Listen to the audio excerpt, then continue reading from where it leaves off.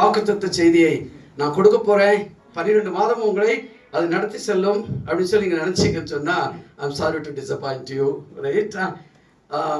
நான் வந்து இந்த வாக்குத்தத்தம் கொடுக்குறோம் பாருங்க, நாங்க வேற மாதிரி ப்ரோ, ரைட்? வாக்குத்தத்தத்தை அப்படியே நான் நம்புறதே கிடையாதுங்க.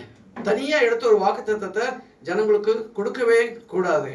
எந்த ஒரு வாக்குத்தத்தை எடுத்தீங்கன்னா கூட ஒரு வசனம் சொன்னா முதல்ல ஒரு நிபந்தனையோடு கூட ஆரம்பித்து ஒரு வாக்குத்தத்தோடு கூட என்ன செய்யும் அந்த வசனம் முடியும். ஐ மீன் நார்மலி அதுதான் பைபிளுடைய பேட்டர்ன். ஸோ நம்ம ஜனங்களுக்கு நம்ம என்ன சொல்லிக் கொடுக்கணும்னு சொன்னா அந்த முதல் பாகத்தை நீங்க நிறைவேற்றுங்க, அடுத்த பாகம் தானாகவே நடக்கும். ஆமாவா இல்லையா? ஆமா, ரைட் ஆர் நாட்? ஏன்னா இங்கிலீஷ்ல சொல்லுவாங்க any text taken out of context becomes a pretext ன்னு சொல்லுவாங்க. எந்த ஒரு வேத பகுதியையும் அந்த மொத்தத்திலிருந்து வெளியே எடுத்து அதை விளக்க முயற்சி செய்தால் அது பொய்யாய் மாறிவிடும் அப்படிங்கிறது தான் அதனுடைய அர்த்தமாக இருக்கிறது. ஸோ ஐம் சாரி, நான் இந்த நாளிலே உங்களுக்கு வாக்குத்தத்தம் கொடுக்க போகல. அதுக்கு பதிலாக நான் வருஷ கடைசியில் வந்திருக்கிறோம் இல்லையா, உங்கள் சர்ச்சஸ்லாம் ஆயத்த கூட்டம் வச்சிருப்பீங்க. சுத்திகரிப்பு கூட்டம் வைக்கிறாங்களா? எங்க ஒரு வருஷம் முழுக்க சுத்திகரிக்கப்படாதவங்க 3 நாள்ல சுத்திகரிக்கப்பட்டு பரலோகம் போயிடுவாங்களா? Okay, every Sunday every meeting is a sanctifying meeting தான். ஒரு கூட்டம் அப்படின்னு சொல்லி சொன்னா கட்டாயமாக அது சுத்திகரிப்பு கூட்டம் தான். ஸோ இந்த 365 நாட்கள்ல 52 வாரங்கள்ல நூற்றுக்கணக்கான சுத்திகரிப்பு கூட்டங்களை ஏற்கனவே நாம என்ன செய்யறோம், நடத்திட்டோம். திஸ் இஸ் ஜஸ்ட் ஃபார்மாலிட்டி அப்படிங்கிறது தான் போயிட்டு இருக்குது. ஸோ ஆனால் அதே நேரத்தில் புதிய வருஷத்துக்குள்ள போகும்போது நம்மை நாமே நிதானித்து அறிந்து போனால் புதிய வருஷம் நிச்சயமாக ஒரு ஆசீர்வாதமான வருஷமாக இருக்கும். இந்த நாளிலே உங்கள் மத்தியிலே நான் சாலமோனை குறித்து பேச போகிறேன். எந்த சாலமோன்? பாஸ்டர் சாலமோன் நினைச்சிடாதீங்க, பிஷப் சாலமோன் நினைச்சிடாதீங்க. The Bible Solomon, the son of David, அவரை குறித்து உங்கள் மத்தியிலே நான் பேச போகிறேன். ஒரு தடவை ஒரு நண்பர் என்கிட்ட சொன்னாரு, சாலமோனுடைய அம்மா மலையாளியா இருக்கணும் அப்படின்னாரு. என்னங்க இது? ஆமா சார், நர்சிங் படிச்சுட்டு வெளிநாட்டுக்கு வேலைக்கு போனாலா, அங்க போயிட்டு கல்யாணம் பண்ணி அங்க செட்டில் ஆயிட்டா. ஸோ அவன் மகன் தான் சாலமோன். ஏங்க அப்படி சொல்றீங்க அப்படின்னா, மோன்னு பேர் வச்சிருக்கிறாங்களாம். மலையாளிஸ் தான் மோன்னு பேர் வச்சிருப்பாங்க. ஒரு வீட்டில் பார்த்தீங்கன்னு சொன்னா மோன், வலிய மோன், குஞ்சு மோன், குஞ்சு மோன், வலிய குஞ்சு மோன். ஓகே, மோன் அச்சன், அந்த அச்சன், மோன் மோன் மோன் மோன். இப்படி நிறைய வேண்டாத மோன்கள்லாம் இருக்குது. காமோன், மாமோன் அப்படிலாம் நிறைய சொல்லுவாங்க, ரைட்? இந்த மாதிரி மோன் வந்து ரொம்ப காமன் இன் கேரளா. சார், யாராவது மலையாளிஸ் இருந்தால் கோச்சிக்காதீங்க, I'm just making a joke, right? So சாலமோனுடைய அம்மா யாரான்னா நமக்கு என்ன? இன்னைக்கு சாலமோனை குறித்து சில காரியங்களை நான் பார்க்க போகிறோம். அதற்கு முன்னதாக ஒரு சின்ன விஷயத்தை சொல்லிவிட்டு நான் போக விரும்புகிறேன். நம்முடைய ஊழியக்காரர்களுடைய குடும்ப வாழ்க்கை எப்படி இருக்கிறது, கணவன் மனைவி உறவு எப்படி இருக்கிறது, அதை தயவு செய்து என்ன செய்யுங்க, இந்த வருஷம் முடிவுக்குள்ளே ஒருவேளை ஏதாவது தகராறு இருந்தா அதை சரி செய்து விட்டு நம்ம என்ன செய்வோம், புதிய வருஷத்துக்குள்ளே நாம கடந்து செல்வோம். எனக்கு ஃபேஸ்புக்கில் ஒரு 1 minute மெசேஜ் சொல்லி ஒரு அமெரிக்கன் பாஸ்டர் கொடுப்பாருங்க. எனக்கு ரொம்ப இஷ்டம், ரொம்ப அழகா பேசுவார். நேற்றுக்கு அவர் சொல்றாரு, ஒரு ஒரு வீட்டில் ஒரு அம்மா வெளியே போகும்போது ஹஸ்பண்ட் சொல்றாங்க, கொஞ்சம் மகளை பார்த்துக்கோங்க, நான் போயிட்டு வர்றேன்னு சொல்லி. அப்போ இவர் என்ன யோசிக்கிறாரு, மகளை எப்படி என்கேஜ் பண்றது அப்படின்னு சொல்லி யோசிச்சவர் என்ன செய்தாரு, அந்த உலக மேப் இருக்கு இல்லையா, அந்த மேப் எடுத்து பீஸா கட் பண்ணாருங்க. கட் பண்ணி போட்டுட்டு, மகளே இதெல்லாம் ஒன்னா சேர்த்து வை அப்படின்னு சொல்லி. அவர் நினைச்சாரு இவா ஒரு 2-3 மணி நேரம் இதுலயே கடத்திடுவா, நமக்கு பிரச்சனை இல்லைன்னு சொல்லி. ஆனா 5 நிமிஷத்துல மகா இருந்துச்சுதா, daddy I put everything together, எல்லாம் சரியா போட்டுட்டேன் அப்படின்னு சொல்லி. அப்போ மகளே நீ எப்படிடா செய்த, எப்படி இந்த உலக மேப்பை உன்னால இவ்வளவு குயிக்கா ஒன்னா போட முடிஞ்சது அப்படின்னு சொல்லி கேட்டாராம். அப்போ அவ சொன்னாலாம், டாடி நீங்க அதை கிளிக்கு முன்னாடி இல்லையா, அதோடைய பின்னாடி நான் பார்த்தேன் டாடி, ஒரு ஆம்பளை ஒரு பொம்பளை படம் அதுல இருந்துச்சு. அப்ப நான் என்ன யோசிச்சேன், இந்த ஆம்பளையும் பொம்பளையும் ஒன்னா சேர்த்தா உலக மேப் சரியாகிடும்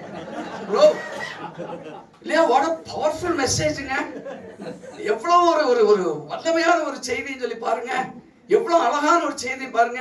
இந்த ஆணையும் இந்த பெண்ணையும் ஒன்னா சேர்த்தா உலகமே ஒன்னாகிரும். இன்னைக்கு ஹஸ்பண்ட் அண்ட் ஒய்ஃப் ஒன்னா இருந்தா நம்முடைய சபை ஒன்றாயிருக்கும். ஆமென். நம்முடைய குடும்பம் ஒன்றாயிருக்கும். நம்முடைய சமுதாயம் ஒன்றாக இருக்கும். தேசமே இதன் மூலமாக என்ன செய்யும்? கட்டாயமாக ஆசீர்வதிக்கப்படும். ஸோ உங்களுக்கு ஒரு சின்ன தாட்டுக்காக கொடுத்து செல்ல விரும்புகிறேன். இன்றைக்கு என்னுடைய செய்தியுடைய அந்த ஆதார வசனம் என்னன்னு சொன்னால் 1 கொரிந்தியர் 10வது அதிகாரம் 12வது வசனம். யாரும் வாசிக்க வேண்டாம். இப்படி இருக்க தன்னை நிற்கிறவன் என்று எண்ணுகிறவன் விழாதபடிக்கு எச்சரிக்கையாய் இருக்க கடவன். நிறைய பேருக்கு ஊழியத்துல கொஞ்சம் நல்ல வெற்றிகள் முன்னேற்றங்கள்லாம் வரும்போது ஒரு பயங்கரமான ஒரு செல்ஃப் கான்ஃபிடன்ஸ் வந்ததுங்க. இனி யாராலுமே என்ன செய்ய முடியாது, என்னை அசைக்க முடியாது அப்படிங்கிற ஒரு சூழ்நிலை அவர்களுக்குள்ளே வருகிறதே நம்ம சாதாரணமாக நம்ம உலகத்திலே பார்க்கிறோம். பெரிய ஆட்களும் இப்போ மாறிடுறாங்க. அப்போ அவங்களாம் ஒரு விஐபிஸ் மாதிரி, ஒரு பொலிட்டீஷியன் மாதிரி மாறி விடுகிறதை நாம பார்க்கிறோம். But today as Christians, as servants of God, we have to be very careful. கிறிஸ்தவர்களாக ஊழியக்காரர்களாக நாம் ரொம்ப கவனமாக இருப்பது அவசியமாக இருக்கிறது. ஸோ இந்த நாளிலே உங்கள் மத்தியிலே சாலமோனை வீழ்த்திய 3 Wக்கள் என்று சொல்லி நான் பேச போகிறேன். ரைட்டா? ஒரு ப்ரொஃபஸர் மனோராஜ் இருக்கிறாங்க. ஒரு முறை அவங்களுக்கு நான் இதை குறித்து சொன்னேன். 3 W's சொல்லி அவர் சொன்னாரு, இல்லை 4 W's சொன்னாரு. Okay, wealth, weapon, women and wine also அப்படின்னு சொல்லி சொன்னாங்க. ஆனா தேவன் ஒரு ராஜா எதையெல்லாம் செய்யக்கூடாதுன்னு சொன்னாரு சொல்லி ஒரு எச்சரிப்பு ஒன்றை கொடுத்தாரு. அதை நம்ம கடைசியில் வாசிப்போம். அந்த எச்சரிப்புல ஒயின் இல்லை பாஸ்டர். ஓகே, ஸோ அதை நான் பேஸ் பண்ணி பேசுறதுனால நான் ஜஸ்ட் 3 W கோடோட செய்கிறேன். நான் முடிச்சுக்கிறேன். அப்போதான் என்னுடைய மெசேஜை என்ன செய்யும், சீக்கிரமாக முடியும். ரைட்? ஸோ இந்த சாலமோன் அவர் பிறந்தபோது 1 சாமுவேல் 12வது அதிகாரம் 24, 25 வசனங்கள் இப்படியாக சொல்லுகிறது. யாரும் வாசிக்க முடியுமா? 1 சாமுவேல் 12, 24, 25. நீங்கள் எப்படியும் கர்த்தருக்கு பயந்து 2 சாமுவேல் 1 சொன்னேனா? 2 சாமுவேல். தன் மனைவியாகிய பத்சேபாளுக்கு ஆறுதல் சொல்லி அவளிடத்தில் போய் அவளோட சயனித்தான். அவள் ஒரு குமாரனை பெற்றால் அவனுக்கு சாலமோன் என்று பெயரிட்டான். அவளிடத்தில் கர்த்தர் அன்பாய் இருந்தார். அவர் தீர்க்கதரிசியாகிய நாத்தானை அனுப்ப அவன் கர்த்தரின் நிமித்தம் அவனுக்கு எதிதியா என்று பெயரிட்டான். What a beautiful name. பாருங்க, எதிதியா என்கிற ஒரு பெயரை நாத்தான் சாலமோனுக்கு எடுக்கிறதை பார்க்கிறோம். அவங்க ஒரிஜினலா சாலமோன் என்று பெயர் வைக்கிறாங்க. ஆனா தேவன் நாத்தானை அனுப்புகிறாரு. தீர்க்கதரிசி போய் அவருடைய பெயர் சாலமோன் அல்ல, அவருடைய பெயர் எதிதியா என்று வைக்கிறதை பார்க்கிறோம். எதிதியா என்கிற வார்த்தைக்கு தேவனுக்கு பிரியமானவர் என்று சொல்லி அழைக்கப்படுகிறாரு.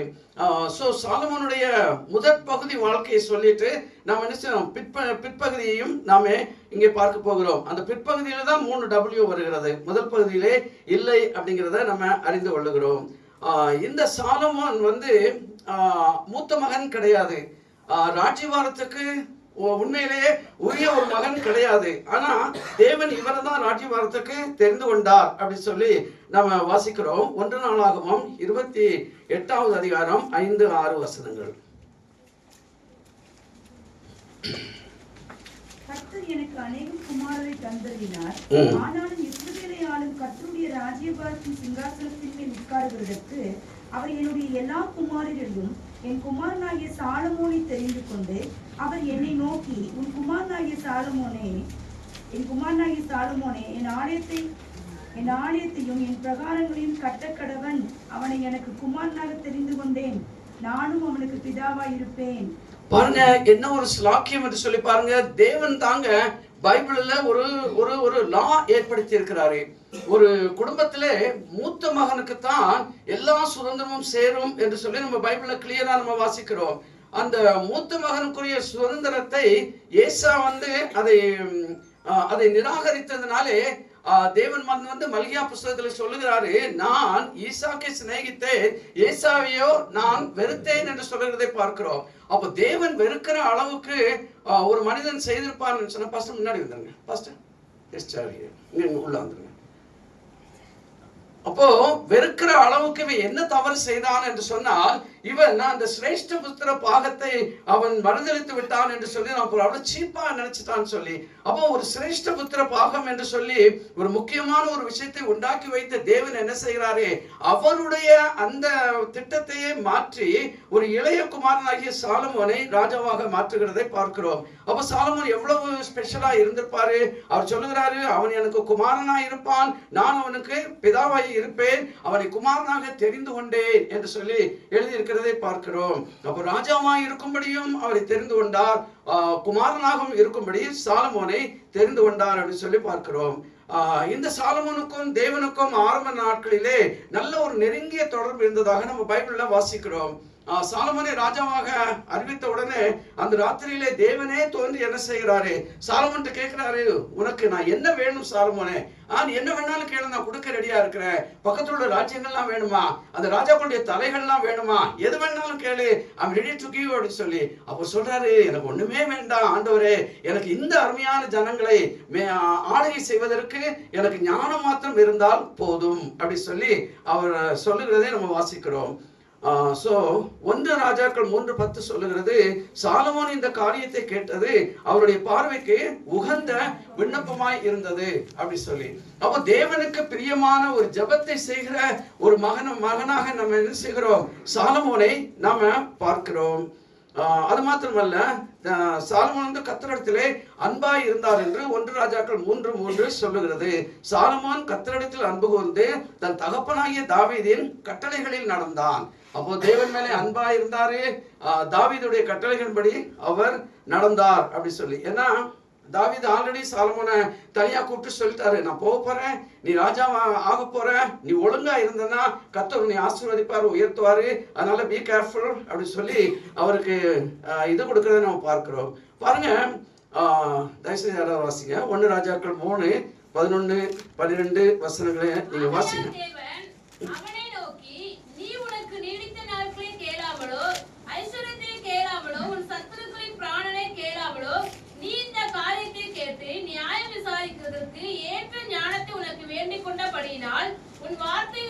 உன் வார்த்தைகளின்படி செய்தேன், ஞானமும் உணர்வுள்ள இருதயத்தை உனக்கு தந்தேன். இதிலே உனக்கு சரியானவன் உனக்கு முன் இருந்ததும் இல்லை, உனக்கு சரியானவன் உனக்கு பின் எழும்புவதும் இல்லை. நல்லா கவனிங்க, இந்த விஷயத்தை கேட்ட உடனே தேவன் எவ்வளவு தூரம் அவன் மேலே பிரியப்பட்டு அவர் சொல்றாரு, நீ கேட்ட ஞானத்தை மாத்திரமல்ல சாலமோன், நான் உனக்கு மிகுந்த செல்வத்தை கொடுப்பேன், உன்னை பெரிய மனிதனாய் ஆக்குவேன் அப்படி சொல்லி, உனக்கு முன்னாடியும் உனக்கு பின்னாடியும் இல்லாத ராஜாக்களை போல நான் வைப்பேன் அப்படி சொல்லி. நல்லா கவனிங்க, பைபிள் மாத்திரம் இல்ல, நீங்க ஹிஸ்டரி எடுத்து வாசிச்சாலும் சாலமோனை குறித்த நல்ல காரியங்களை என்ன செய்வீங்க, நீங்க வேர்ல்டு ஹிஸ்டரியிலையும் நீங்க பாப்பீங்க. இஸ் நாட் இமேஜினரி ஃபிகர் அப்படிங்கிறத நம்ம அறிந்து கொள்ள வேண்டும். அப்போ தேவன் என்ன செய்கிறாரு, அவருக்கு ஞானத்தை மாத்திரமல்ல, அவர் கேளாத ஐஸ்வர்யத்தையும் கொடுத்ததாக நம்ம வாசிக்கிறோம். 1 ராஜாக்கள் 3:10 சொல்லுகிறது,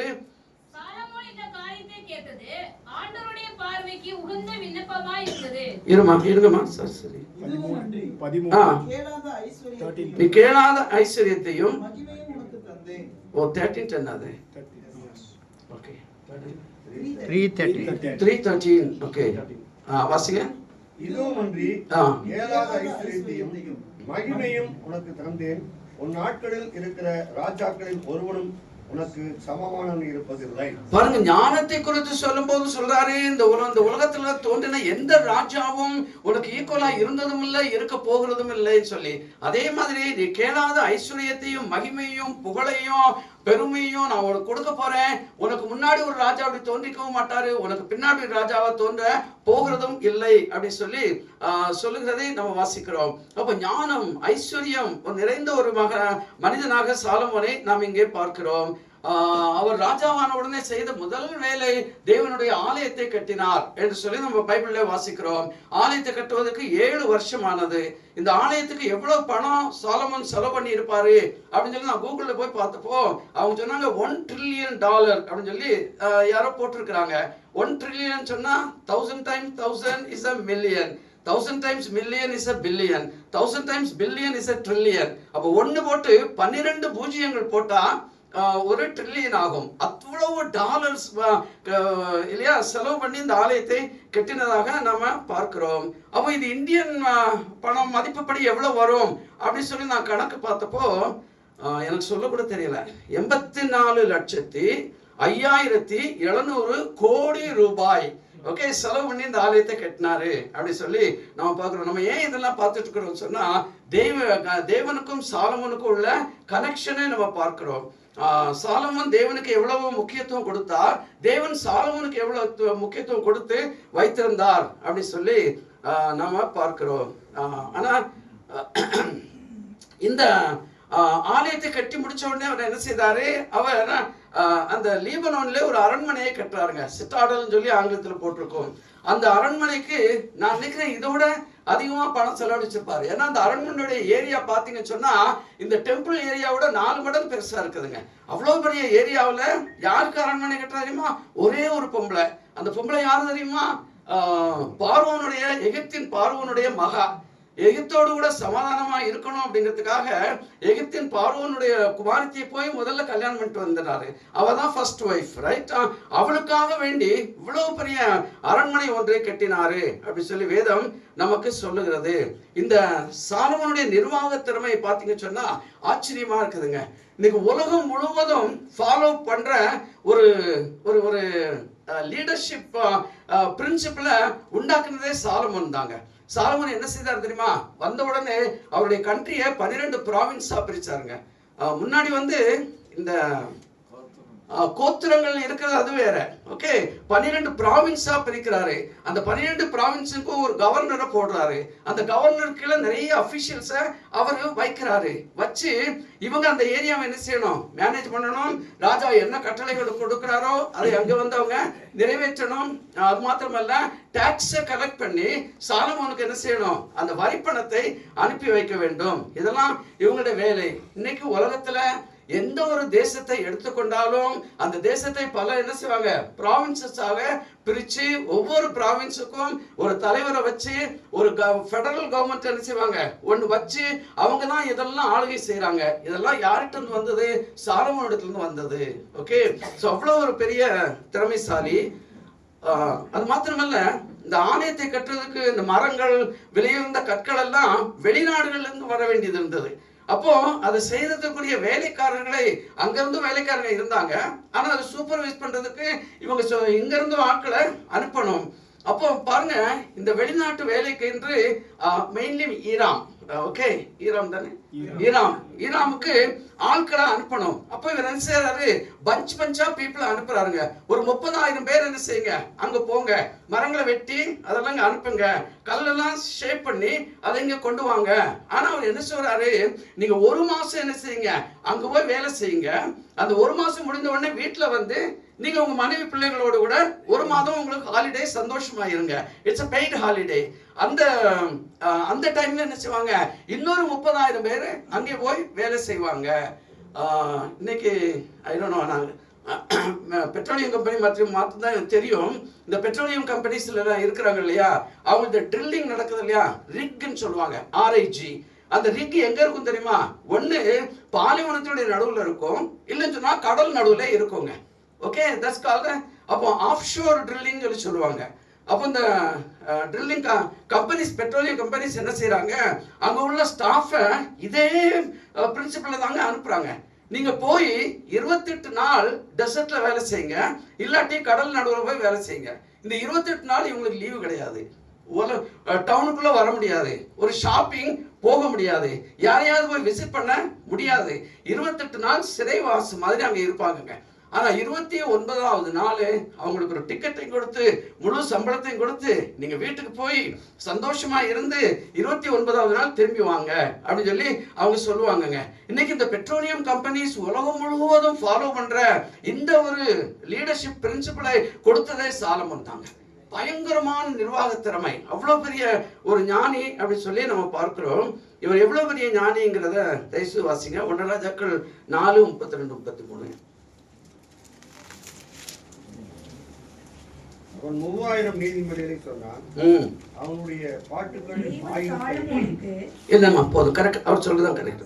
வாசிங்க பிரதர், வாசிங்க பாஸ்டர். தீபோனில் இருக்கிற கேதுரு மரங்கள் முதற்கொண்டு சுவரில் முளைக்கிற ஈசோப்பு பூண்டு வரைக்கும் உள்ள மரகத முதலிய தாவரங்களையும் மிருகங்கள், பறவைகள், கூறும் பிராணிகள், மச்சங்கள் ஆகிய இவைகளை குறித்தும் வாக்கியங்களை சொன்னார்.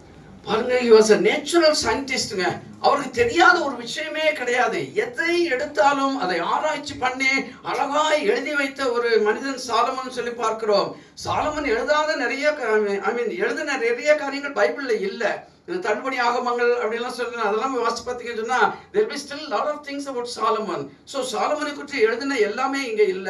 ஆனா எழுதினதுலயே பார்த்தீங்க சொன்னா எவ்வளவு அழகாய் மரங்களை குறித்து, இயற்கை குறித்து, தாவரங்களை குறித்து, மிருகங்களை குறித்து, பறவைகளை குறித்து எவ்வளவு அழகா எழுதி வச்சிருக்கிறாருன்னு சொல்லி பார்க்கிறோம். அப்போ அவர் சொன்ன 3000 நீதிமொழிகளை அவர் இது பண்ணாரா, பட் 3000 நீதிமொழிகள் நமக்கு பைபிள்ல இல்ல. அதுதான் நான் சொன்னேன், it's somewhere written somewhere over there. அதே மாதிரி எல்லாவற்றையும் குறித்து சொல்லுகிற நல்ல ஒரு ஞானம் உள்ளவராக இருந்தார் அப்படி சொல்லி நாம பார்க்கிறோம். அவருடைய புகழ் பார்த்தீங்கன்னு சொன்னா 1 ராஜாக்கள் 10வது அதிகாரம் 24-25 வாசிக்கிறீங்களா? சாலமோனின் இருதயத்திலே தேவன் அருளிய ஞானத்தை கேட்கிறதற்காக சகல தேசத்தாரும் முகதரிசனத்தை தேடினார்கள். வருஷா வருஷம் அவரவர் தங்கள் காணிக்கையாகிய வெள்ளி பாத்திரங்களையும், பொற்பாத்திரங்களையும், வஸ்திரங்களையும், ஆயுதங்களையும், கந்தவர்க்கங்களையும், குதிரைகளையும், கோவேறு கழுதைகளையும் கொண்டு வருவார்கள். பாருங்க, உலகத்தில் உள்ள மற்ற ராஜாக்கள் யாராவது ஒரு கிங் அப்படி செய்வாங்களா? ஆனா சாலமோனை குறித்து கேள்விப்பட்டு அவருடைய வாயிலிருந்து பிறக்கிற இந்த ஞானமுள்ள வார்த்தைகளை கேட்கறதுக்காக ராஜாக்கள் வந்து கியூல நிக்கிறாங்க. அப்பாயின்மெண்ட் எடுத்து வந்து சாலமோனை அவர்கள் பார்க்கிறார்கள் அப்படி சொல்லி நம்ம பார்க்கிறோம். அதுல ஒருத்தி உங்களுக்கு தெரியும் இல்லைங்களா, ஷீவாவிலிருந்து வந்த ராஜஸ்திரீ அப்படின்னு சொல்லி, எத்தியோப்பிய ராஜஸ்திரின்னு சொல்லி 1 ராஜாக்கள் 10:7 வசிங்க. நான் வந்து அதை என் கண்களால் காணும் மட்டும் அந்த வார்த்தைகளை நான் நம்பவில்லை. இவைகளில் பாதியாகிலும் எனக்கு அறிவிக்கப்படவில்லை என்று காண்கிறேன். நான் கேள்விப்பட்ட பிரஸ்தாபத்தை பார்க்கிறோம். உம்முடைய ஞானமும் செல்வமும் அதிகமா இருக்கிறது. பாருங்க, எவ்வளவு ஒரு ஆச்சரியமாக எத்தியோப்பியாவில இருந்து ஒரு லேடி வர்றாங்க. இவருடைய புகழை கேட்டு இவர் வந்து நேரடியா பார்க்கணும், இது உண்மைதானான்னு சொல்லி. ஆனா இங்க வந்து சொல்றா, நான் கேள்விப்பட்டது ஒண்ணுமே கிடையாது, அதை விட எத்தனையோ மடங்கு நீங்க பெரியவங்களா இருக்கிறீங்க, ஞானம் உள்ளவங்களா இருக்கிறீங்க அப்படி சொல்லி அவர் சொல்லுகிறதை நம்ம பார்க்கிறோம். சோ இது வந்து சாலமனுடைய பாஸ்ட் லைஃப்ங்க. ரைட், இந்த மாதிரி எல்லாம் அற்புதமான ஒரு மனிதன், தேவனாலே அழைக்கப்பட்டவர், தெரிந்து கொண்டப்பட்டவர், தேவனுக்கு பிரியமானவர் என்று அவருடைய பெயரே எதிதியா என்று சொல்லி நாம பார்க்கிறோம். அவருக்கு ஞானத்தை கொடுத்தார், புகழை கொடுத்தார், செல்வத்தை கொடுத்தார், செழிப்பை கொடுத்தார், பெருமையை கொடுத்தார், எல்லாரும் புகழத்தக்க ஒரு மாபெரும் மனிதனாக அவரை வைத்தார் அப்படி சொல்லி நம்ம வேதத்திலே தெளிவாக பார்க்கிறோம். ஆனா இவருடைய பிற்காலத்தை பார்த்தீங்கன்னு சொன்னா அது மிகவும் பரிதாபமாக மாறிவிடுகிறதை பார்க்கிறோம். ஞானம் அப்படின்னு சொல்லும் போது 2 விதமான ஞானம் இருக்குதுங்க. ஒண்ணு வந்து உலக ஞானம், இன்னொன்னு வந்து ஒரு தெய்வீக ஞானம். இந்த உலகத்துல ஞானம் சொன்னா யூசுவலா என்ன சொல்லுவாங்கன்னு சொன்னா அறிவு வந்து கற்றுக்கொள்வது, ரைட். ஞானம் வந்து அதை அபியாசப்படுத்துவது. எல்லாருமே படிச்சவங்க எல்லாருமே கரெக்டா செய்ய மாட்டாங்க. ஒரே காலேஜ்ல டாக்டர்ஸ் படிச்சிருப்பாங்க, அவங்க எம்பிபிஎஸ் படிச்சு, எம்டி படிச்சு, எல்லாம் படிச்சுட்டு வந்திருப்பாங்க. ஆனா ஒருத்தர் ஓஹோ புகழோடு கூட இருப்பாரு. அடுத்தவங்களை பாத்தீங்கன்னா ஒரு பெட்டிக்கடை மாதிரி ஒரு சின்ன கிளினிக் வச்சுட்டு எங்கேயாவது மூலையில உட்கார்ந்து இருப்பாரு. ஏன்னு சொன்னால் படித்ததை எப்படி பிரயோகப்படுத்த வேண்டும் என்கிற ஒரு உலக ஞானம் அவருக்குள்ளே இருந்தது. இந்த சாலமோனுக்கு வந்து தேவன் தான் ஞானத்தை கொடுத்தாரு, that is true. ஆனா என்ன பரிதாபம் சொன்னால் தேவன் கொடுத்த அந்த ஞானத்தை அவர் ஒரு தெய்வீக ஞானமாக உபயோகிக்காதபடி உலக ஞானமாக மாத்திரம் தான் உபயோகித்ததை நம்ம பைபிள்ல வாசிக்கிறோம். 1 ராஜாக்கள் 11வது அதிகாரம் 4 முதல் 7 வரைக்கும் வாசிங்க. சாலமோன் வயது சென்ற போது அவருடைய மனைவிகள் அவன் இருதயத்தை அந்நிய தேவர்களை பின்பற்றும்படி சாயம் பண்ணினார்கள். அதனால் அவனுடைய இருதயம் அவன் தகப்பனாகிய தாவீதின் இருதயத்தை போல் தன் தேவனாகிய கர்த்தரோட உத்தமமாய் இருக்கவில்லை. சாலமோன் சீதோனியரின் தேவியாகிய அஸ்தரோத்தையும் அம்மோனியரின் அருவருப்பாகிய மில்கோமையும் பின்பற்றினான். சாலமோன் தன் தகப்பனாகிய தாவீதை போல் கர்த்தரை பூரணமாய் பின்பற்றாமல் கர்த்தரின் பார்வைக்கு பொல்லாப்பானதை செய்தான். அப்பொழுது சாலமோன் எருசலேமுக்கு எதிரான மலையிலே மோவாபியரின் அருவருப்பாகிய காமோசுக்கும் அம்மோன் புத்திரரின் அருவருப்பாகிய மோளேகுக்கும் மேடையை கட்டினான். பாருங்க எவ்வளவு ஒரு பயங்கரமான பாவத்தை அவர் செய்கிறத நம்ம என்ன செய்யறோம், நம்ம தெளிவாக இங்க வேதத்திலே வாசிக்கிறோம். ஆனா நம்முடைய ஆண்டவர் நல்ல ஒரு தெய்வம். அவர் நம்ம பாவம் செய்யறோங்கிறதுக்காக நம்ம உடனே எடுத்து என்ன செய்ய மாட்டாரு, ஒரு யூஸ்டு டிஷ்யூ பேப்பர் மாதிரி எடுத்து தூர போட்டவே மாட்டாருங்க. He gives us opportunities over opportunities. நம்ம எப்பவுமே சொல்லுவேன், அவர் God is a God of a second chance. இதோடு கூட காரியம் முடிஞ்சது மகனே, அவ்வளவுதான், உனக்கு எனக்கு சம்பந்தம் இல்லை என்று ஆண்டவர் சொல்லவே மாட்டாருங்க. இவர் இவ்வளவு தவறுகள் செய்த பின்பும் தேவன் 2 முறை அவருக்கு தரிசனமாகிறாருங்க. 2 முறை இந்த ஆப்பர்ச்சுனிட்டி அவர் கொடுக்கிறதை நம்ம பார்க்கிறோம். வாசிங்க 1 ராஜாக்கள் 11:9-10 வசனங்கள். ஆகையால் இஸ்ரவேலின் தேவனாகிய கர்த்தர் சாலமோனுக்கு 2 விசை தரிசனமாகி, அந்நிய தேவர்களை பின்பற்ற வேண்டாம் கர்த்தரை விட்டு தன் இதயத்தை திருப்பி அவர் கற்பித்த நல்லா கவனிங்க. முதல்ல கர்த்தர் அவனோடு கூட பிரியமா இருக்கிறார்னு சொல்லி வாசிச்சோம். பின்பதாக கர்த்தர் அவர் மேலே கோபப்படுகிறதை நாம் இங்கே வாசிக்கிறோம். என்ன ரீசன்? ப்ராப்ளம் கர்த்தரிடத்துல இருந்ததா, சாலமோன் இடத்துல இருந்ததா? தேவன் 2 முறை தரிசனமாகி வான் பண்றாரு, Solomon what you are doing is wrong.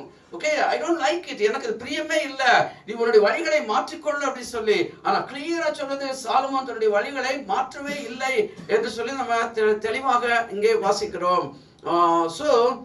ஒரு அழைக்கப்பட்ட சாலமோன் தேவனால் தெரிந்து கொள்ளப்பட்டவர், தேவனால் பெயரிடப்பட்டவர், தேவனாலே மிக உயர்ந்த நிலைமைக்கு வந்த ஒரு மனிதன், ஞானம் உள்ளவர், எல்லாம் உள்ளவருங்க. ஆனா இந்த சாலமோனுடைய பிற்கால வாழ்க்கையை நம்ம பார்க்கும்போது நம்ம மிகவும் பரிதாபப்பட வேண்டியதா இருக்குது. இதெல்லாம் ஏன் பைபிள் எழுதியிருக்குன்னு சொன்னா, it's an example to us. நமக்கு முன்மாதிரியாக இது எழுதப்பட்டிருக்கிறது அப்படிங்கிறத பார்க்கணும். நாமும் தெரிந்து கொள்ளப்பட்டவங்க தான், நாமும் அழைக்கப்பட்டவங்க தான். பாஸ்டர் சொன்னாங்க, பாஸ்டர் சாலமோன் சொன்னாங்க, பேர் சொல்லி அழைத்தார் தேவன் அப்படி சொல்லி. உலகத்துல என்னை யாரும் பேர் சொல்லி அழைக்கல, தேவன் என்னை பேர் சொல்லி அழைத்து நீ என்னுடையவன் அப்படின்னு சொல்லி சொன்னாங்க. ஓகே, நான் மனசுல யோசிச்சுட்டு இருந்தேன், ஒருவேளை உலகத்துல யாராவது பேர் சொல்லி கூப்பிட்டு, அதுவும் ரெபேக்கா அப்படின்லாம் சொல்லி, யாரும் ரெபேக்கா அங்க இருக்கீங்களா, கோச்சுக்காதீங்க, ரெபேக்கா இல்ல யாராவது பேர் சொல்லி இருந்தாங்க. ஒருவேளை ரெபேக்கா சாலமோனை பார்த்து சாலமோன் என்னுடையவன் அப்படின்னு சொல்லி சொன்னா கொலை தான் விழும். ரைட், சும்மா ரைட். அழைக்கப்பட்டவருங்க, தெரிந்து கொள்ளப்பட்டவர், தேவனுடைய பிரத்யேகமான ஆசீர்வாதங்களையும் பெற்ற ஒரு மனிதனாக நாம் இவரை பார்க்கிறோம். ஆனா அவருடைய பிற்பகுதியான வாழ்க்கையிலே தான் 3 W's வருகிறதை பார்க்கிறோம். ஓகே, முதல் W, the wealth. ஓகே, ஆஸ்தி. வாசிங்க 1 ராஜாக்கள் 10:14-21. 14-22, 14+21. சாலமோனுக்கு வியாபாரிகளாலும் சுகந்த திரவிய வர்த்தகராலும் அரபிய தேசத்து சகல ராஜாக்களாலும் மாகாணங்களில் அதிபதிகளாலும் வந்த பொன்னை அல்லாமல் 21 ராஜாவாகிய சாலமோனுக்கு இருந்த பானபாத்திரங்கள் எல்லாம் பொன்னும் லீபனோன் வனம் என்கிற மாளிகையின் பனிமுட்டுகள் எல்லாம் பசுமட்டுமாய் இருந்தது. ஒன்றும் வெள்ளியினால் செய்யப்படவில்லை.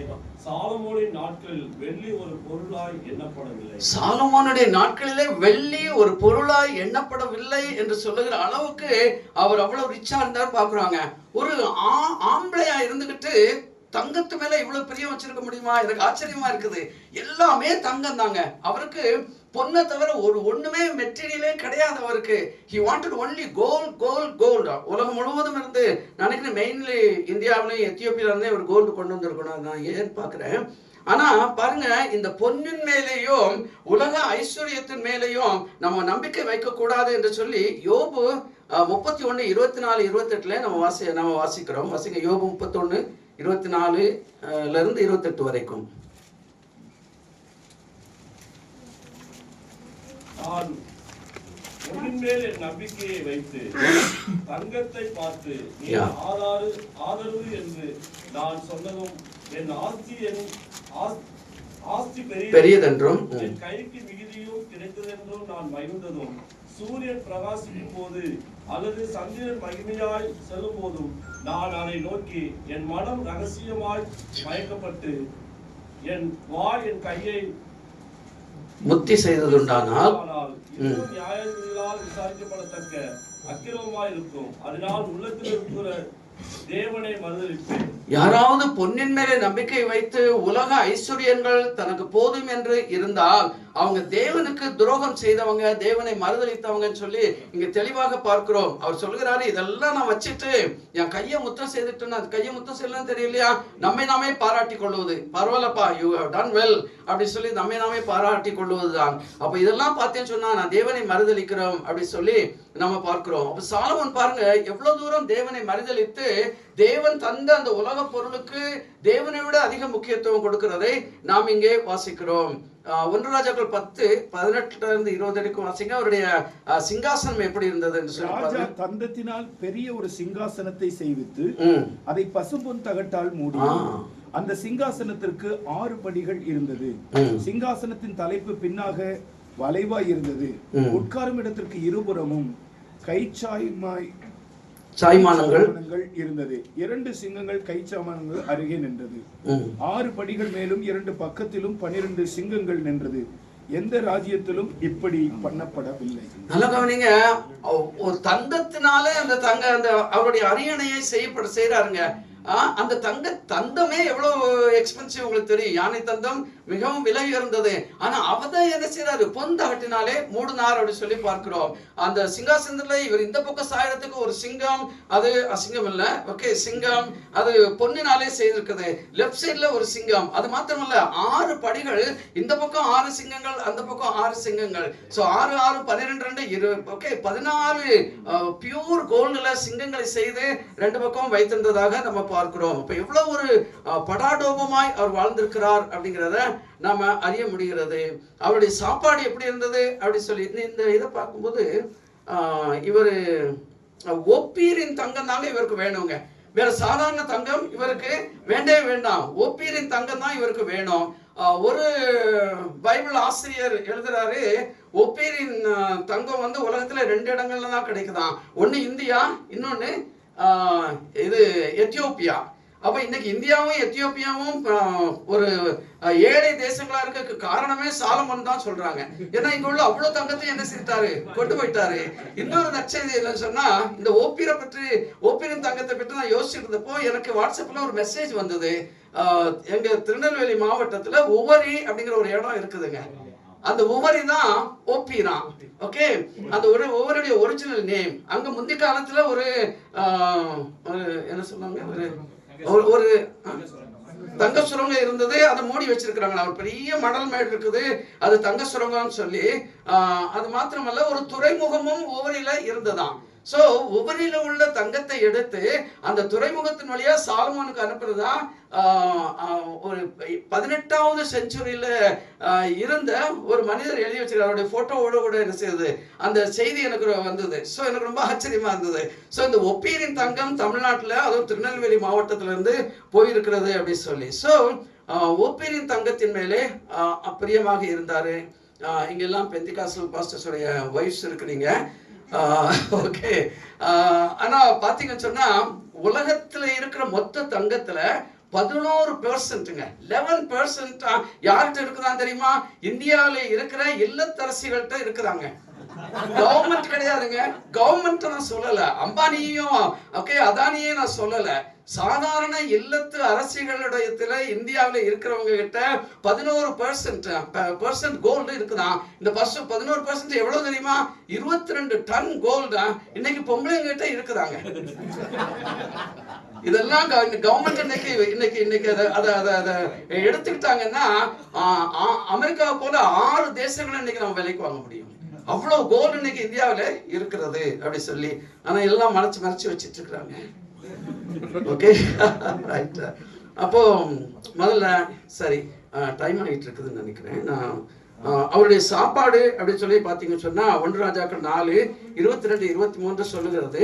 நாள் ஒன்றுக்கு சாலமோனுக்கு செல்லும் சாப்பாட்டு செலவு 30 மரக்கால் மெல்லிய மாவும் 6 மரக்கால் மாவும் கலைமான்களை 60 மரக்கால் மாவும்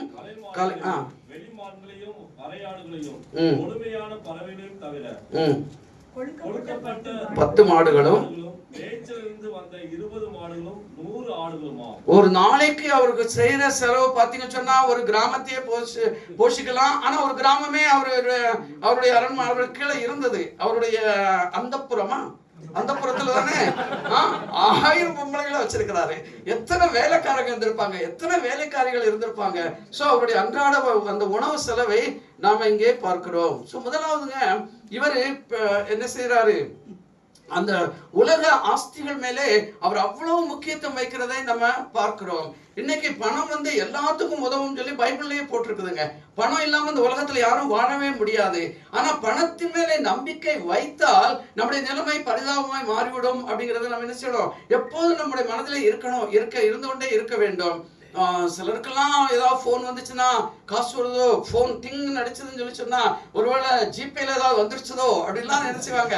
நிறைய பேர் பார்த்துட்டே இருக்கிறத நம்ம கேள்விப்படுறோம். So we have to be very careful. பணத்தை குறித்து, உலக ஆஸ்திகளை குறித்து, அதனாலதான் இருக்கிறதே போதும் அப்படிங்கிற ஒரு மனது நமக்கு வேண்டும் அப்படின்னு சொல்லுகிறாரு. ஸோ முதல்ல வெல்த், உலக ஆஸ்திகள் மேலே இவர் முக்கியத்துவம் கொடுத்தாருங்க. இரண்டாவது பாத்தீங்கன்னு சொன்னா ஆயுதம், ரைட், வெப்பன் மேலே இது வைக்கிறாரு. வாசிங்க 1 ராஜாக்கள் 10:26. சாலமோன் ரதங்களையும் குதிரை வீரரையும் சேர்த்தான். அவனுக்கு 1400 ரதங்கள் இருந்தது. 12000 குதிரை வீரரும் இருந்தார்கள். அவைகளை ரதங்கள் வைக்கும் பட்டணங்களிலும் அவர்கள் எருசலேமில் தன்னிடத்திலும் வைத்திருந்தான். இவருக்கு இதெல்லாம் அவசியமே கிடையாதுங்க. குதிரையும் குதிரை வீரர்களும் ரதங்களும், ரதம் ஒரு ராஜா, ஓகே, அவருடைய பெருமைக்காக ஒரு 10 ரதம் ஒருவருக்கு வச்சுக்கலாம். ஒவ்வொரு ரதமும் ஒரு 12 குதிரைகளை போட்டி ஒரு 120 எக்ஸ்ட்ராவா ஒரு 100 குதிரைகள் வேணா வச்சுக்கலாம். இவருடைய மகிமைக்காக, புகழுக்காக அதை செய்திருக்கலாமே ஒழிய ஒரு 1400 ரதங்கள், அந்த 1400 ரதங்களிலே பூட்டுகிற குதிரைகள், இதெல்லாம் பாத்தீங்கன்னு சொன்னா it was absolutely unnecessary. இவருக்கு தேவையா இல்லாத ஒன்றை இவர் இங்கே கவனம் செலுத்துகிறதை நம்ம பார்க்கிறோம். அதுக்காக பணத்தை செலவு செய்கிறாரு, அதுக்காக நேரத்தை செலவு செய்கிறாரு அப்படின்லாம் நம்ம பார்த்து கொண்டிருக்கிறோம். 1 நாளாகும் 22:9 வாசிப்போம்.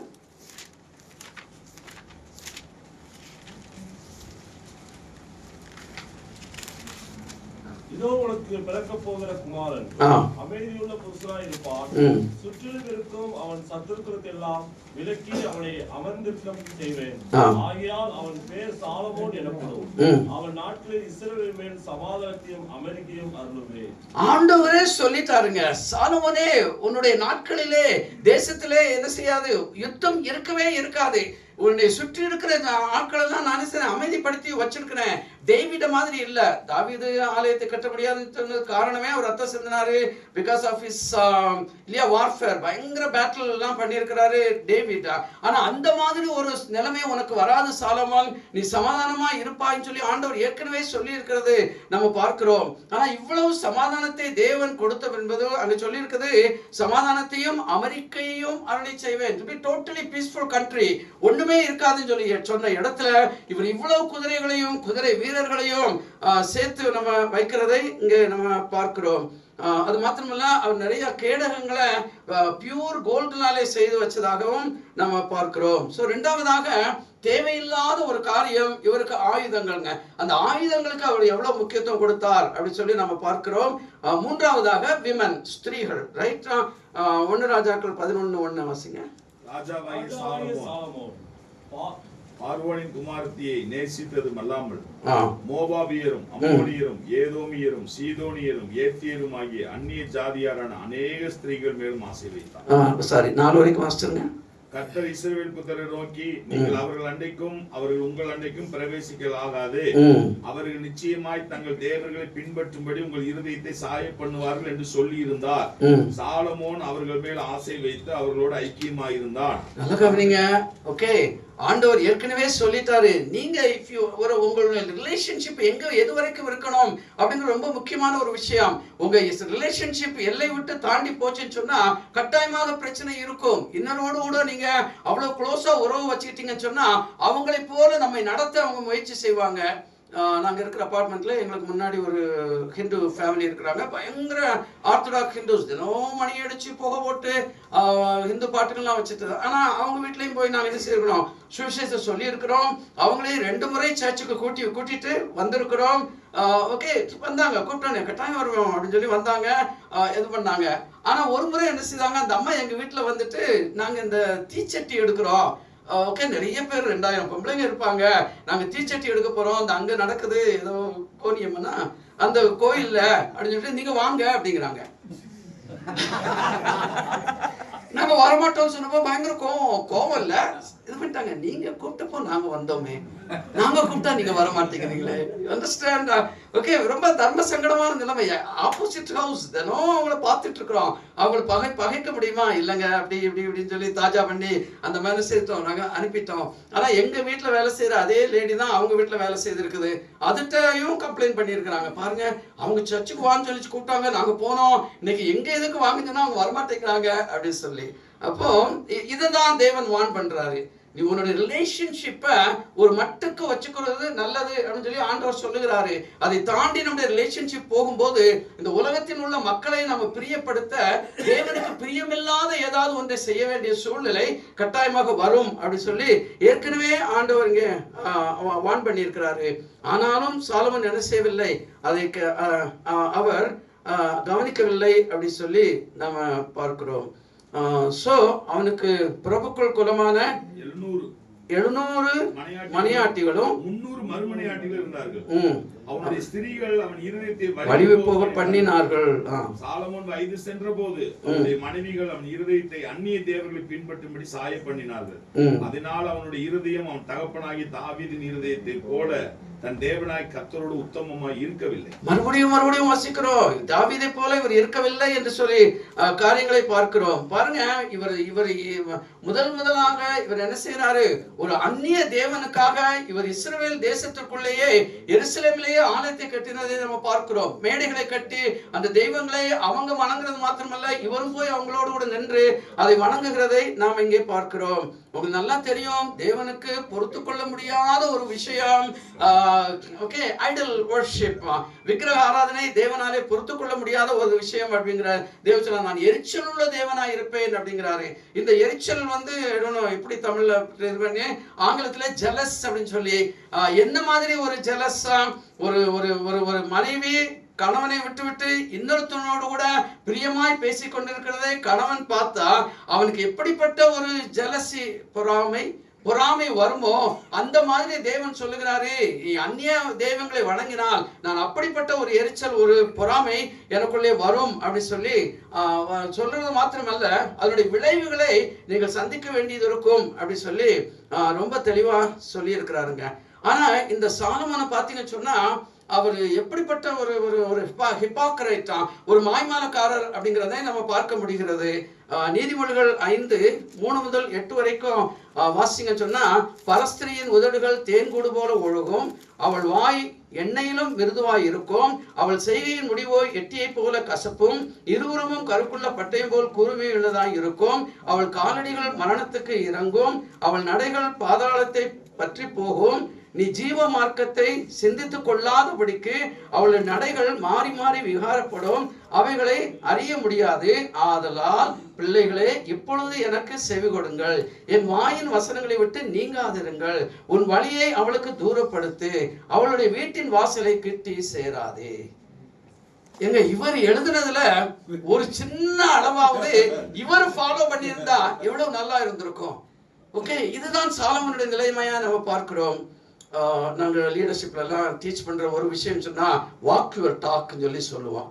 நீங்க என்ன பேசுறீங்களோ அதை நீங்க செய்யுங்க அப்படி சொல்லி, அதான் வாக் யுவர் டாக். பேசுற மாதிரி நடந்து காண்பீங்க, இல்லாட்டி நடக்கிறது மாத்திரம் தான் நீங்க என்ன செய்யுங்க, நீங்க பேச முடியும் அப்படி சொல்லி நம்ம பார்க்கிறோம். ஆனா இந்த சாலமோன் வந்து he didn't walk his talkங்க. ஓகே, அவரு பேசுறது வேற, ஆனா அவர் நடந்து கொண்ட விதம் வேற என்று சொல்லி நம்ம பார்க்கிறோம். நீங்க ஊழியக்காரங்களாகிய நாமும் கவனமா இருக்கணும். நம்ம ஜனங்களுக்கு பேசுகிற மாதிரி நம்ம நடக்கிறோமா? நம்ம வாழ்க்கை எப்படி இருக்குதா? ஜனங்களுக்கு குடும்ப ஆலோசனை கொடுத்துட்டு நம்ம குடும்பத்துக்குள்ள சண்டை போட்டுட்டு கிடக்குறோமா? நல்லா யோசிக்கணும். ஜனங்களுக்கு காணிக்கை பற்றி பேசிட்டு நாம காணிக்கை போடாத ஆளா இருக்கிறோமா?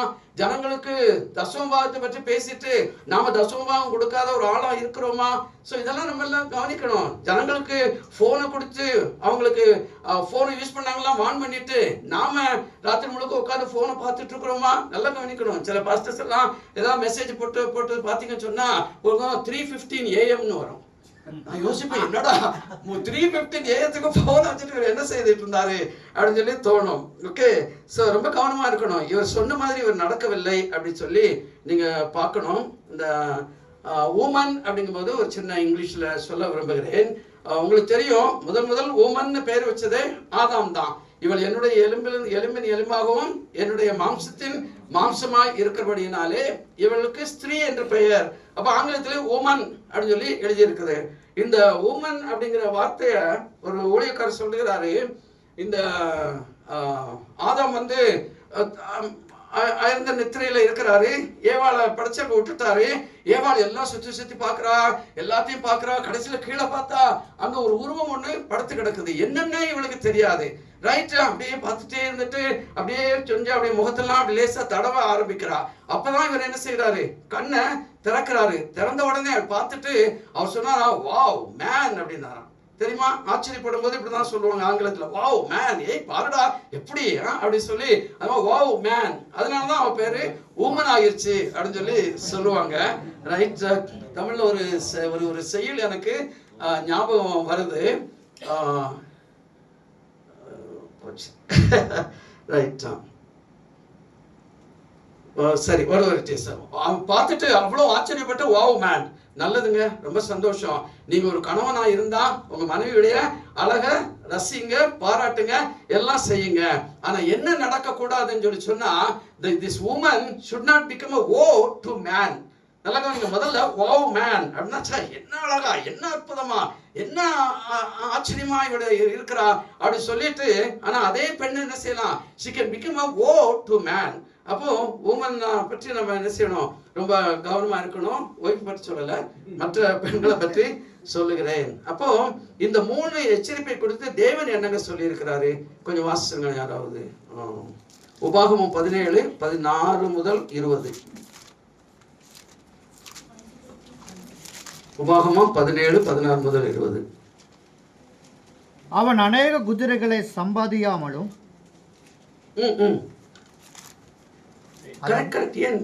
அவன் அநேக குதிரைகளை சம்பாதியாமலும் அநேக குதிரைகளை தனக்கு சம்பாதிக்கும்படிக்கு ஜனங்களை திரும்ப எகிப்திற்கு போக பண்ணாமலும் இருக்க கடவன். இனி அந்த வழியாய் நீங்கள் திரும்பி போக வேண்டாம் என்று கர்த்தர் உங்களுக்கு சொல்லி இருக்கிறாரே. ஒரு நிமிஷம் பாஸ்டர், நல்லா கவனிங்க. ஆண்டவர் ஏற்கனவே சொல்லிட்டாருங்க, ஒரு ராஜான்னு சொல்லி உனக்கு ஒருத்தர் வரும்போது அவன் என்ன செய்யக்கூடாது, அநேக குதிரைகளை அவன் தனக்காக சம்பாதிக்க கூடாதுன்னு சொல்லி. ஆனா இவரை பார்த்தீங்கன்னு சொன்னா குதிரைகளை சம்பாதிக்கிறாரு.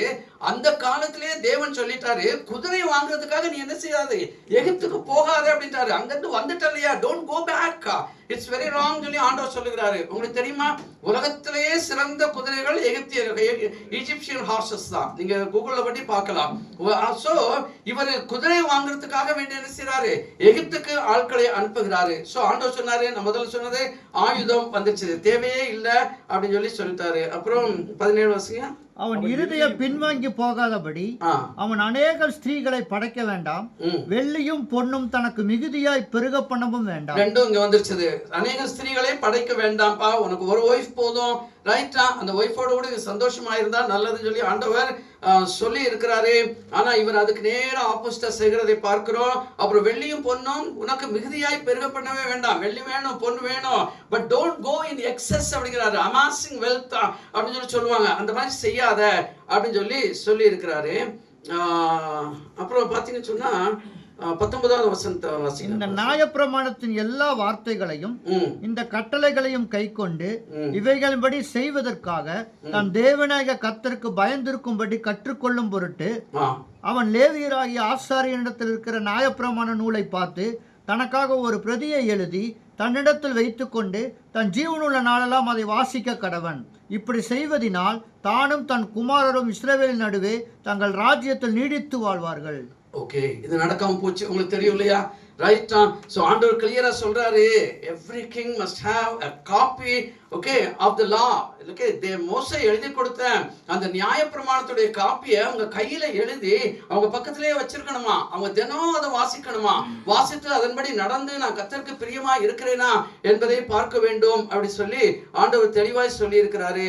பட் சாலமோன் இதெல்லாம் செய்த மாதிரியே நம்ம என்ன செய்யல, நம்ம பார்க்க முடியல. சாலமோன் வந்து திரும்பி மனம் திரும்பி வந்தாரா? ஒரு பாஸ்டர் என்கிட்ட சொன்னாரு, பிரசங்கி 12வது அதிகாரம் இந்த கடைசி 2 வசனத்தை வாசிங்க. அது மாத்திரம் நான் கூகுள்ல போய் பார்த்தேன். இந்த பிரசங்கி 12வது அதிகாரம் கடைசி 2 வசனத்தை போட்டுட்டு, கடைசி 2 இல்ல, கடைசிக்கு முந்தின 2 ஞானிகளின் வாக்கியங்கள் இல்ல பிரசங்கி 12 காரியத்தின் கடத்தொகை. காரியத்தின் கடைத்தொகையை கேட்போமாக, தேவனுக்கு பயந்து கற்பனைகளை கைக்கொள். எல்லா மனுஷர் மேலும் விழுந்த கடமை இதுவே.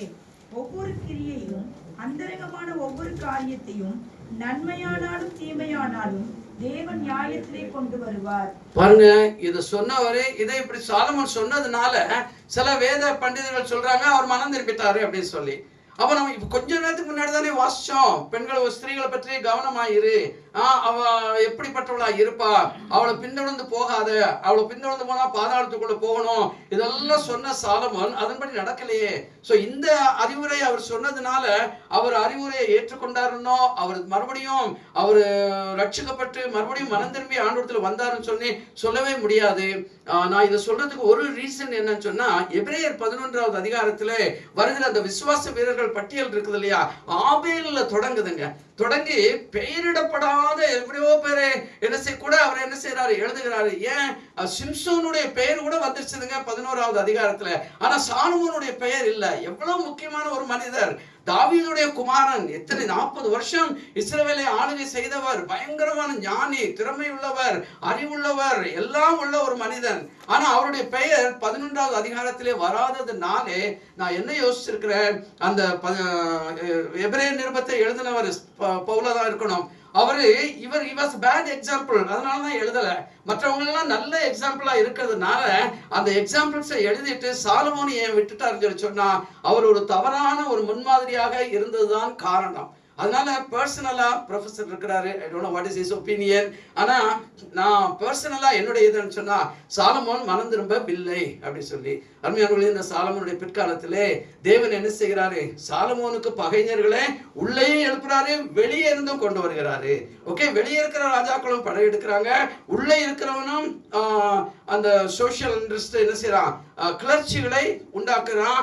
அவன் பேரு யெரொபெயாம் இல்ல, யெரொபெயாம் தான் மகன், ரெகோபெயாம் தான் மகன். ஓகே, சோ யெரொபெயாம் இவருக்கு விரோதமா எழும்புறான். யெரொபெயாமை இவர் கொல்ல பாக்குறாரு. அவன் தப்பிச்சு எகிப்துக்கு ஓடிடுறான். ஆனா பின்னாடி என்ன செய்யறான், தீர்க்கதரிசியை பார்த்து நீ ராஜாவாக போகிற, 10 கோத்திரங்களை கர்த்தர் உனக்கு கொடுப்பார் அப்படின்னு சொன்ன உடனே திரும்பி வந்து என்ன செய்யறான், வந்து மறுபடியும் பிரச்சனைகளை உண்டாக்கி அந்த ராஜ்யத்தை 2ஆக பிரிச்சு. நல்ல கவனிங்க, தாவீதுடைய குமாரனுக்கு வெறும் 2 கோத்திரங்க. அது யூதா தான், பென்யமீன் ஒண்ணுமே கிடையாது. பின்னாடி பென்யமீன் அப்படியே யூதாவோட சொந்த ஒண்ணா ஆகிடுறாங்க. சோ ஒரு கோத்திரம் தான் சொல்லணும். அப்ப மேஜர் பார்ட் அந்த யெரொபெயாமுக்கு போய் விடுகிறதை நாம பார்க்கிறோம். இந்த சாலமோனுடைய வீழ்ச்சிக்கு காரணமாயிருந்த இந்த 3 W's இன்னைக்கு மத்தியில சொல்லியிருக்கிறேன். ஒருவேளை யார்கிட்ட இந்த 3 W இல்ல அப்படின்னு சொல்லி நீங்க நினைக்கலாம். ஆனா இட் கேன் பி எனிதிங். ABCDயா இருக்கலாம் இல்லையா, EFGHஆ இருக்கலாம், IJKL இருக்கலாம். சொல்றது உங்களுக்கு புரியுதா? Wல தான் ஸ்டார்ட் பண்ணணும்னு இல்ல. நம்முடைய தவறுகளோ, தேவனுக்கு விரோதமாக நம்ம செய்கிற பாவமோ, சபைக்கு விரோதமாக நம்ம செய்யற ஒரு காரியமோ, ஓகே, இந்த 3 Wஆ தான் இருக்கணும்னு அவசியம் இல்லை. ஒவ்வொரு தனிப்பட்ட மனிதனுடைய வாழ்க்கையிலும் அது ABCDயா இருக்கலாம், EFGHஆ இருக்கலாம், IJKL இருக்கலாம். அப்போ 2025க்குள்ளே நம்ம பிரவேசிக்கு முன்னாடி கொஞ்சம் நம்ம ஆண்டவரிடத்துல தனியாக நேரம் செலவு செய்து நம்மை நாமே நிதானித்து பார்த்து, அவருக்கு 3 அந்த Wக்கள் அவரை வீழ்த்தினது போல ஒருவேளை என்னை வீழ்த்துகிற ஏதாவது ஒன்று இடத்துல இருக்கிறதா அப்படிங்கிறத இன்னைக்கு நம்ம தீர்மானம் பண்ணி ஒரு புதிய வருஷத்துக்குள்ளே நம்ம கடந்து செல்வோம். கர்த்தர் நம்மை ஆசீர்வதிப்பாராக. ஆமென். God bless you. Thank you so much.